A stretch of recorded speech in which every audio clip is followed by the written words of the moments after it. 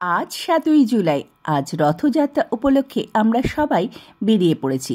কলকাতার যানবাজার হোক বা শ্রাবণ রায় চৌধুরীর বাড়ির হোক, কলকাতার বুকে আজও ঐতিহ্যের সঙ্গে পালিত হয়ে আসছে রথযাত্রা উৎসব। বাঙালির ১২ মাসে ১৩ পার্বণের কথা আমরা সকলেই জানি। বাঙালি উৎসব ছাড়া থাকতেই পারে না। এই উৎসবের মধ্যে অন্যতম উৎসব হলো রথযাত্রা।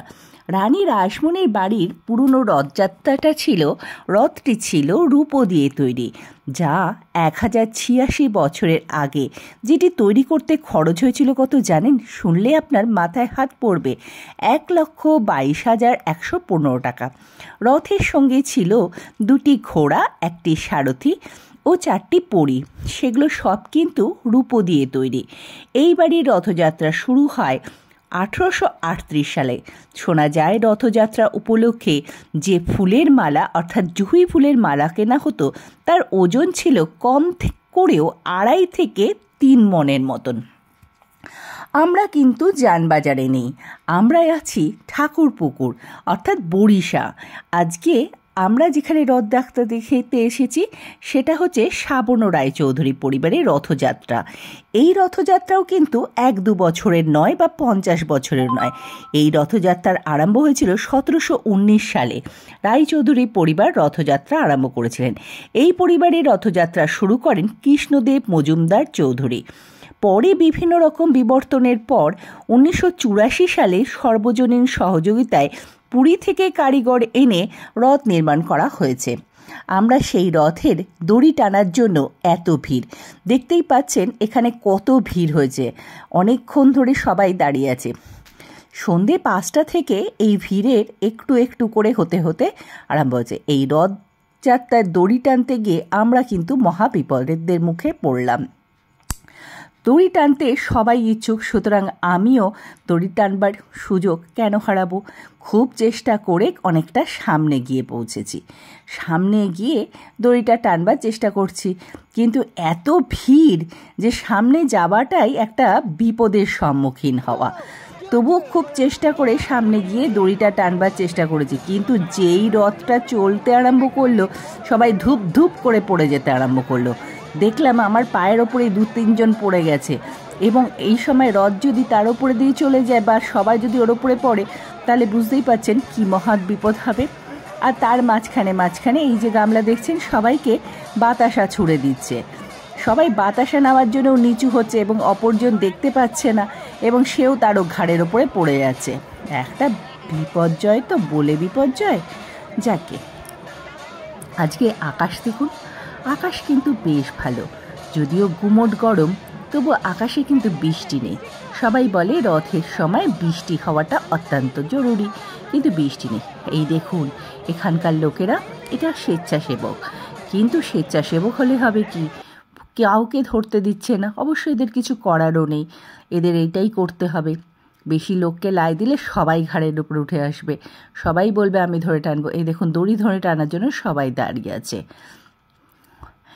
দেখতেই পাচ্ছেন যা ভিড় হয়েছে। যদি দড়ি ধরে টানতে চান তাহলে আপনাকে খুব তাড়াতাড়ি যেতে হবে এবং সবার আগে লাইন দিতে হবে, তাহলেই বোধহয় দড়ি টানার সুযোগ পাবেন। অবশ্য পাওয়া যাবে, সুযোগে থাকবে। এই দেখুন এরা সবাই কি সুন্দর জুঁই ফুলের মালা দিয়েছে, দেখতে বেশ ভালো লাগছে, তাই না? আচ্ছা, আবার আমরা চলে আসি এই রথযাত্রার ইতিহাস নিয়ে। রথযাত্রা উৎসবটি প্রধানত ভারতের উড়িষ্যা রাজ্যে পুরী শহরে অনুষ্ঠিত হয়। দেবতা জগন্নাথ, যিনি বিষ্ণু বা কৃষ্ণের একটি রূপ, ভাই বলভদ্র এবং বোন সুভদ্রা, 3টি বিশাল কাঠের রথে গুন্ডিচা মন্দিরে টানা হয়, যেখানে তারা 1 সপ্তাহ থাকেন। তারপর আবার জগন্নাথ মন্দিরে ফিরে আসেন।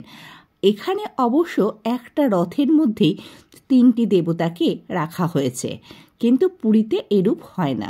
যাই হোক, এখানে রথটাও খুব সুন্দর লাগে, এবং যতক্ষণ দেখছিলাম ততক্ষণে এরা ওপর থেকে বাতাসা এবং কলাও ছুঁড়ে ছুঁড়ে দিচ্ছিল।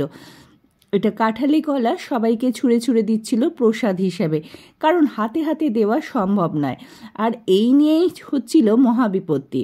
আর এরই মধ্যে স্মৃতিদি আর ঝুনুদি হারিয়ে যায়। স্মৃতিদির মেয়ে আমার সঙ্গে চলে আসে আর এরা দুজন হারিয়ে যায় আমাদের থেকে। কিন্তু হারিয়ে গেলে হবে কি, আমরা সেই গরু খোঁজার মতন করে খুঁজতে থাকি ভালোভাবে। রথটাকে আমি অনুভবই করতে পারলাম না, খুব ভালোভাবে এনজয় করতে পারিনি এই খোঁজাখুঁজির চক্করে। রথটা অনেক দূরে যখন চলে যাচ্ছিল তখন আমি আর যাইনি, কারণ ওটা আবার ফেরত হয়ে আসবে বলে আমি কিছুটা গিয়েই থেমে যাই। কিন্তু স্মৃতিদিরা চলে যায় শখের বাজার অবধি, আর শখের বাজারে গিয়ে ওখানে তারা ঢুকে যায় মেলাতে, এবং মেলায় গিয়ে তারা ঘোরাঘুরিও করে। কিন্তু আমরা খুঁজে পাই না স্মৃতিদিকে আর ঝুনুদিকে।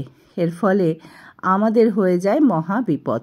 এই মেয়েটিকে দেখুন কি সুন্দর সেজে, এখানে সবাই সুন্দর সুন্দর করে সেজে চলে আসছিল।